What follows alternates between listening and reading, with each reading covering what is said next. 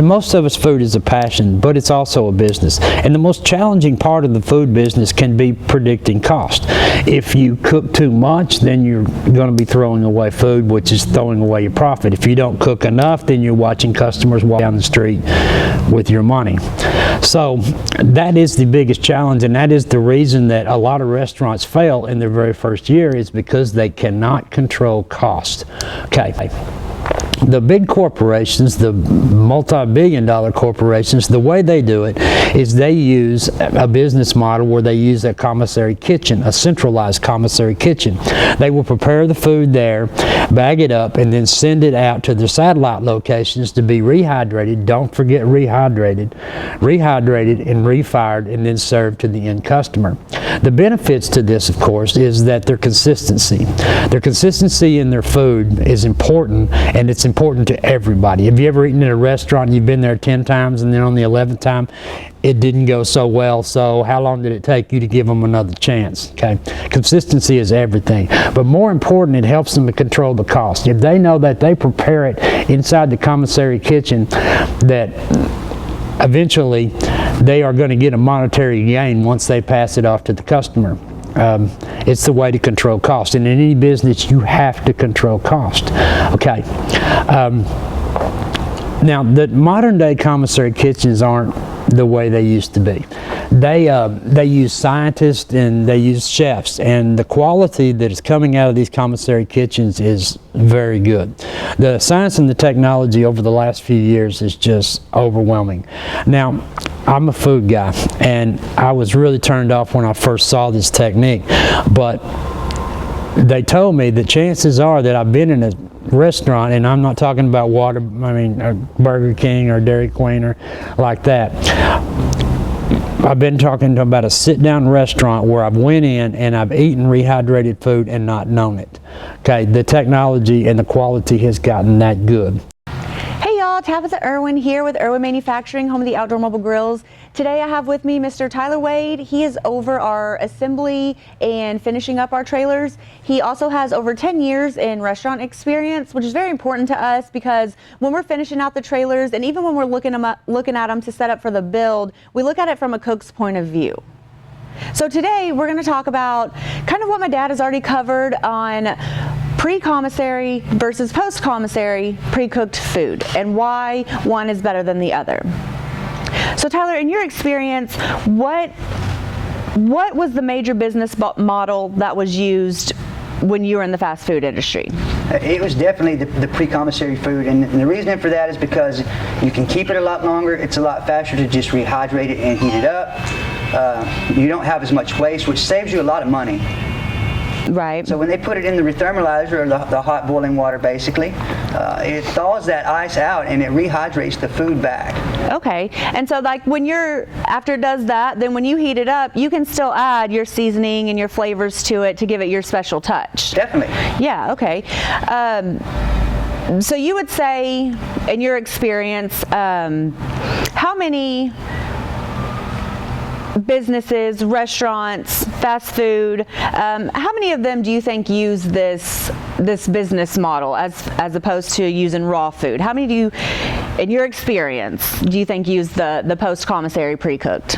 Honestly, all of them. Yeah. And the reason that I say that is because of the factors that we just discussed. I mean, you cut down your food waste, you cut down your costs, you're able to heat food back up and keep more stuff going quicker.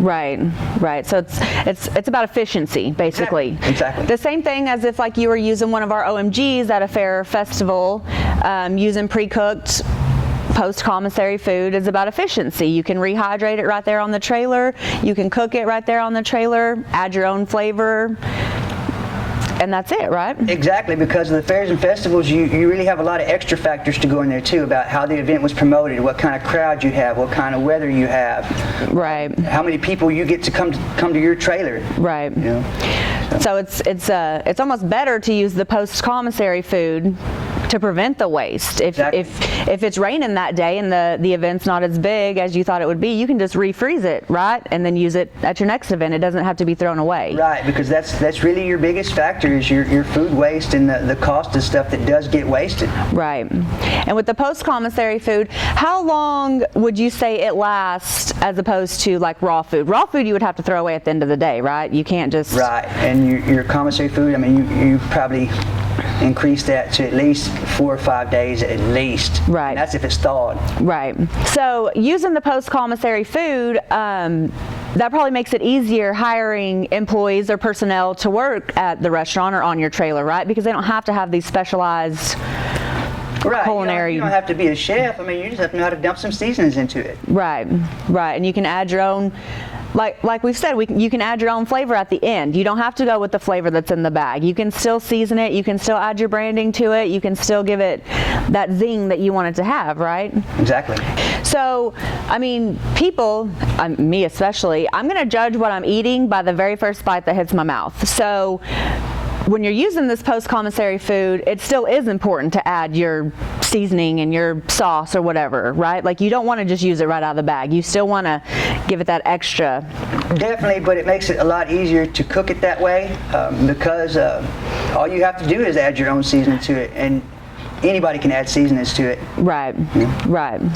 So it makes it quicker, it's faster, and you can still add your own brand to it, so you can draw those customers in, and they still get your taste on it. Well, it's a lot easier to keep the taste of your food consistent if you use the commissary food because your starting point is always going to be the same. Right. Your seasoning is, and the amount that you add into it is going to be the only change. Right. Well, think of any of your favorites. Even if you go there and one day you get your favorite food from there and it's great, and the next day you go back and it's not, you're probably not going to go back there for a while. Right. That's very true. Also, using post-commissary foods, I would imagine I know is a lot easier with the health department. Well, most definitely. I mean, they already know what to go in there and look for and expect. Like we said, it's a lot easier for you to keep your food longer and in better shape. Right, right. So with using post-commissary pre-cooked food, it also turns our trailers into a hot dog cart, essentially, which is a lot easier to permit through the health department for that reason, because they know what they're looking for. They know that the food is going to come how it comes. It is pre-cooked. They don't have to run a bunch of tests on your raw meat to see how long it's been sitting out, because there is no raw meat. So, that's very good for the health department to use post-commissary food. So, with the pre-cooked post-commissary food, people kind of get a bad taste in their mouth about it, thinking it's going to taste like rubber or it's not going to have a taste or anything like that. Can you kind of tell us how that's not?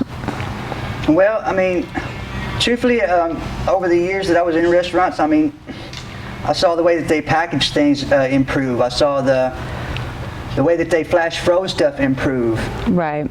Lots of different factors that really calculate into it, and it's gotten so much better as it's progressed. Right. So it's not the same thing that you would have got 10, 15 years ago, just a frozen patty where you didn't season it, it tastes like rubber. Oh gosh, no, it's so much better than that these days. At the end of the day, you're going to put your touch on it, your zing, your sauce, your seasoning, and make it your own. So with that being said, it does come frozen, it is pre-cooked. However, when you're rehydrating it, that's going to add the moisture back into it, right? That's gonna give it that flavor back, and then you're going to add your own flavor to it to finish it out. In order to be successful in business, you have to control your costs. You have to keep your overhead manageable, because like in any business, you're going to have good days and you're going to have down days. You have to be able to prepare for those down days if you want to have any success or longevity. Using commissary foods along with the OMG puts you in the best place to be successful. Think of it like this. You're going into an event and you apply for a permit. The event coordinator tells you, we already have 3 people doing the same menu that you're doing. We're looking for something else. Well, with the OMG, you can quickly change your menu. That's the advantage of the OMG. The downside to it is if you have a learning curve of preparing a whole different menu, then it's not really all that convenient for you. That's why a lot of our people use commissary foods, because there is no learning curve. The other thing is that there is no food waste when you're using commissary foods. Well, you have the garnishments, but they're cheap. You can afford to throw those away if you overcalculate. And you don't have to stay up all night trying to predict what this event's going to be like, because there's so many variables that come into play here. There's weather. There's did the event promoter do a good job? There's a lot of things that hinge out of your control on the success of your business that you really don't want. You have to be able to control it. And with these techniques, you can. Another big advantage, and it cannot be overstated, is the ease in which you can access health permits with these. Because commissary foods are basically defined like this. If you can tear open the package and eat it, it's pre-cooked. The health department basically looks at this like a hot dog cart. Everything is pre-cooked. There's no health risk out there, and they have no problem permitting these. The OMG permits in several different ways, but if you're using commissary food, it permits in every way. I hope that you found this presentation informative.